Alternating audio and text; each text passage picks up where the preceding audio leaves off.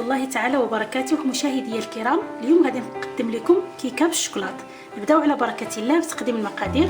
نحتاجو كاس نتاع الكوابيل، كاس نتاع الماء، كاس ما يكونش عامر بزاف تاع الزيت، نصف كاس تاع السكر، 4 تاع البيضات، 1 معلقه كبيره ديال الكاكاو، وزوج ديال الخمارات تاع الحلوى الى ليفر شيميك، واحد الكاس نتاع الياغورت نتاع الشوكولا. نحتاجو الفرينه. نبداو على بركه الله. غادي نديرو كوابيل في الاول، غادي نزيدو الكاس تاع الماء،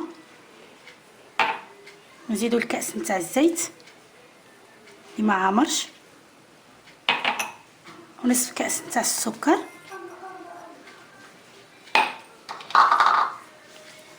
خلطوا العناصر مزيانه حتى تجانس.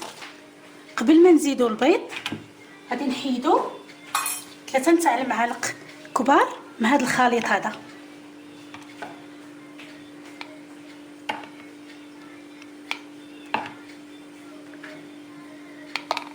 وغادي نخلطوه مع الكاس نتاع الياغورت تاع الشيكولا.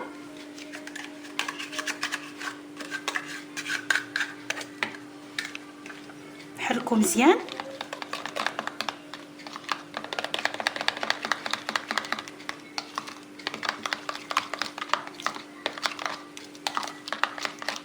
نخليوه جانبا باش نزينو به الكيكه. نكملو نزيدو 4 تاع البيضات، نضربو مزيان، نزيدو الكاكاو. دابا خلطنا كاع العناصر على هذا الشكل. غادي نزيدو الدقيق، ندير بالمعلقه باش تكون عندكم حساب نيشان. 1 2 3 4 5 6. ونزيد 2 ديال الساشيات نتاع خميره الحلوى ونخلط.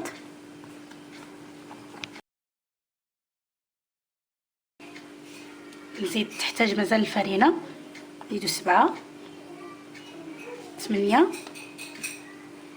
9 10 ديال المعالق. خلطنا الكيكه ديالنا، اصبحت واجده على هذا الشكل.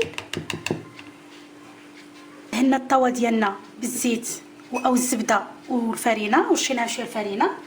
غادي نديرو فيها الكيكه. بسم الله. غادي ندخلو الكيكه ديالنا للفرن طيب على نار مهيله، ونتلاقاو معكم ان شاء الله في التقديم النهائي.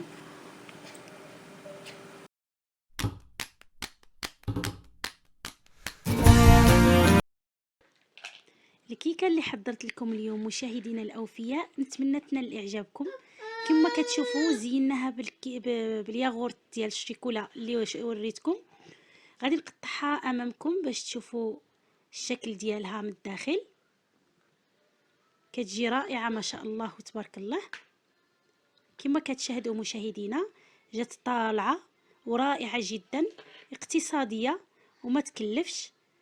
نتمنى تنال الاعجاب ديالكم. نستنى تعليقاتكم. كانت وفاء معكم، والى العدد المقبل ان شاء الله في وصفه اخرى، وسلام الله عليكم.